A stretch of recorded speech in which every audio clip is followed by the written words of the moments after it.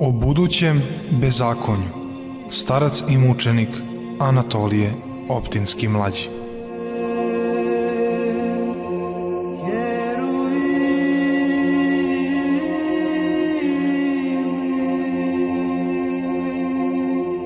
Od tada jeresi će se širiti svuda i obmanjivati mnoge ljude. Neprijatelj ljudskog roda delovat će sa lukavošću, sa ciljem da u jeres uvuče, ako bude moguće, i izabrane.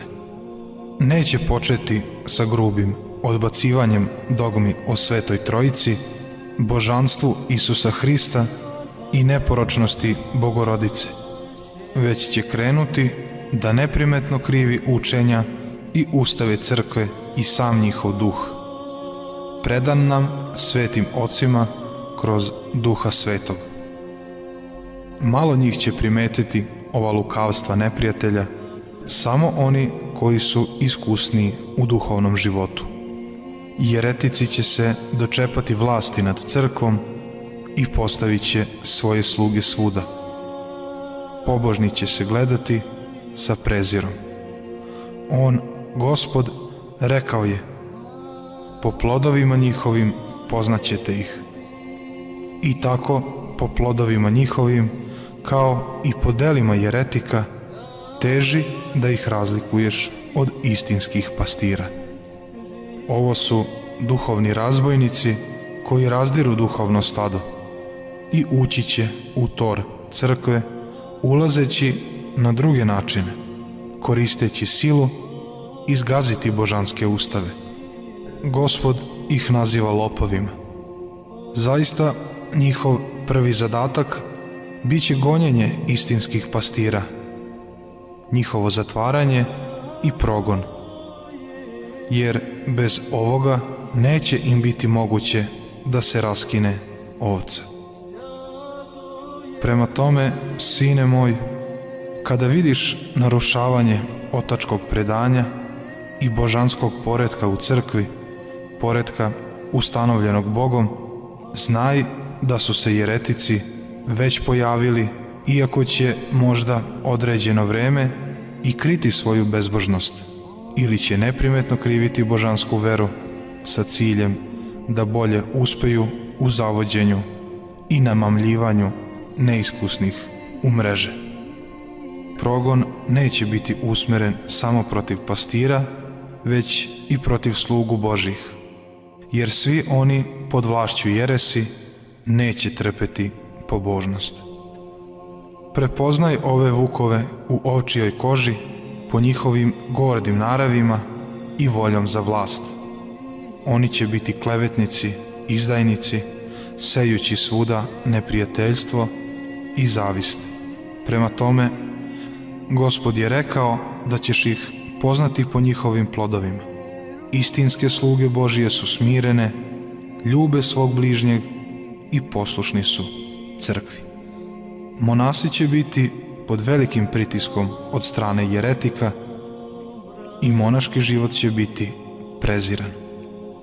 Manastiri će postati retki, broj monaha će opadati, a oni koji ostanu trpeće nasilje. Ovi mrzitelji monaškog života, imajući međutim samo obličje pobožnosti, težit će da privuku monahe na svoju stranu, obećavajući im zaštitu i zemaljska dobra, a pretiti onima koji će im se suprotstaviti sa isterivanjem. Ove nevolje izazvaće veliki očaj među malodušnima, ali ti, sine moj, raduj se što ćeš živeti u to vreme, jer tada će verni koji ne budu pokazivali nikakve vrline primiti vence samo za čvrsto stajanje u veri, prema rečima Gospoda. Boj se Gospoda, sine moj, boj se da ne izgubiš vence pripremljene za tebe. Plaši se da ne budeš odbačen od Hrista u tamu najkrajnju i večno mučenje. Stoj hrabro u veri i ako je neophodno, izdrži progonstvo i druge žalosti, jer će Gospod biti sa tobom. I sveti mučenici i ispovednici gledat će na tebe i tvoju borbu sa radošću. Ali teško monasima u tim danima, koji će biti vezani bogatstvima i imovinom, koju će zbog ljubavi prema miru biti spremni da se potčine jereticima. Oni će ućutkivati svoju savest govoreći: čuvamo i spasavamo manastir, a Gospod će nam oprostiti. Nesrećni i slepi ne shvataju uopšte da će kroz jeresi demoni ući u manastir i to onda više neće biti sveti manastir, već samo zidovi od kojih će otići blagodat. Bog je međutim moćniji od neprijatelja i on nikada neće napustiti sluge svoje.